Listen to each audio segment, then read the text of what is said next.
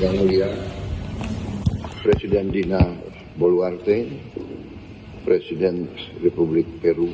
Indonesia dan Peru menandatangani Perjanjian Kemitraan Ekonomi Komprehensif, Comprehensive Economic Partnership Agreement (CEPA) di Jakarta pada Senin, 11 Agustus 2025, sebagai langkah untuk mempererat hubungan dagang dan membuka akses pasar ke Amerika Selatan.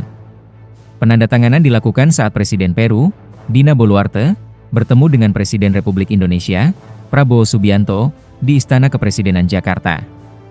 Boluarte disambut dengan upacara kenegaraan lengkap dengan marching band dan lagu kebangsaan sebelum memulai perundingan. Prabowo menyatakan bahwa kedua pemimpin menyaksikan langsung penandatanganan CEPA yang dirampungkan hanya dalam waktu 14 bulan, lebih cepat dibandingkan perjanjian serupa yang biasanya memakan waktu bertahun-tahun. Perjanjian ini akan memperluas akses pasar dan mendorong aktivitas perdagangan kedua negara, ujar Prabowo, seperti yang dikutip dari kantor berita AFP. Selain perdagangan, Indonesia dan Peru juga sepakat untuk memperkuat kerjasama di bidang pertahanan, pemberantasan narkotika, ketahanan pangan, energi, perikanan, dan pertambangan.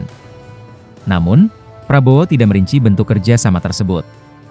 Kementerian Perdagangan mencatat bahwa nilai ekspor Indonesia ke Peru pada 2024 mencapai 329,4 juta dolar AS, 5,36 triliun rupiah, sedangkan ekspor Peru ke Indonesia senilai 149,6 juta dolar AS, 2,43 triliun rupiah.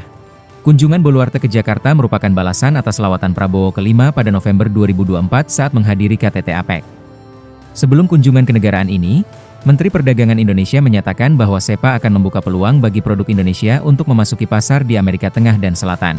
Penandatanganan perjanjian ini berlangsung di tengah dinamika perdagangan global, menyusul kebijakan Presiden Amerika Serikat, Donald Trump, yang memberlakukan tarif 19% terhadap impor dari Indonesia berdasarkan fakta baru. Boluarte, yang saat ini berusia 63 tahun, menghadapi tantangan politik di dalam negeri, dengan tingkat penerimaannya hanya sekitar 2% pada Mei lalu, di tengah protes terhadap maraknya kekerasan geng di Peru.